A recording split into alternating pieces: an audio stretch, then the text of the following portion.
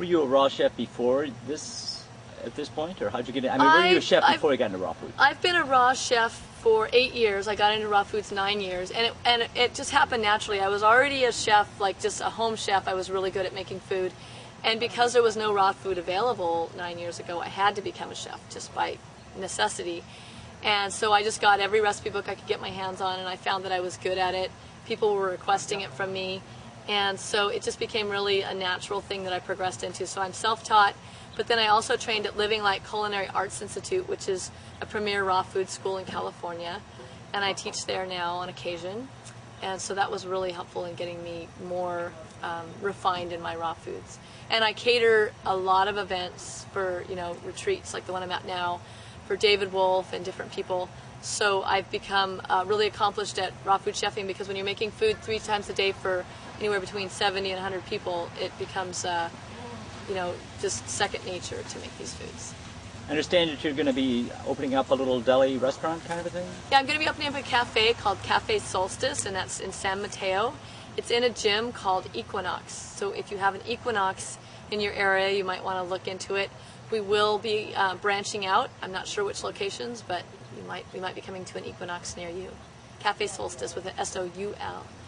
And what do you think was the hardest part about becoming more, you know? The hardest part for me about becoming raw or eating raw foods was giving up some of my favorite foods, which were breads, ice cream, sweet things.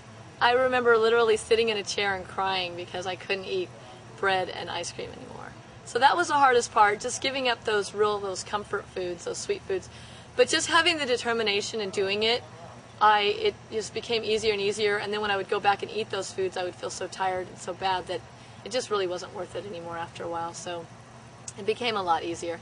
And I'm not saying that now I eat 100% raw. I eat a very high raw diet, but I still enjoy every once in a while going out to eat, or, you know, having some cooked quinoa or steamed vegetables. And I think it's really all an individual thing. It's not about dogma. It's not about only eating an exclusive raw diet. It's about finding your way and feeling what feels good to you. Because I can say that eating way too many nuts that are raw is much worse for you than having a little bit of steamed vegetables or something to calm yourself, or to, you know, ground yourself.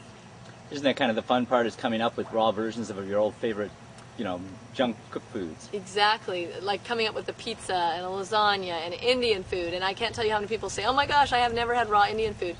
And some people that have never really liked Indian food taste the raw Indian food and say it tastes amazing. So it's because there's so much flavor in it and so much aliveness that, yeah, it's really fun. And I love it when someone gives me a challenge. I catered a wedding, and she said, I want a lemon raspberry wedding cake, and I came up with a lemon cake with raspberry filling, and it was just really fun to have that challenge of what I can come up with raw. My next project is a raw baklava. Someone said, can you come up with raw baklava? So I'm going to work on that and see what I can come up with. I think that's what David Wolf was saying. It actually, it's not, you're gaining options instead of losing them. Right, you're getting more options, because it's not what you're taking away, it's what you're getting. What I get to have a smoothie in the morning that gives me energy that lasts all the way till noon or 1 o'clock, and I never am hungry, and, you know, I feel great and happy and more joyful than I've ever felt in my life. My business is called Pure Joy because I get so much joy from this food. And I can't tell you how many people I meet that just want what I've got. I mean, I guess that's why people buy the book, or they want to learn from me, because the energy that you exude when you're eating this food is just phenomenal, and it just gets better and better. So you get to have energy. You get to have amazing tasting food. You get to have fun, more fun in life. You get to have a positive attitude. You get to meet amazing people, especially on these retreats and gatherings. Thank you very much, Elaina. I'm looking forward to eating your delicious desserts and other foods. Thank you.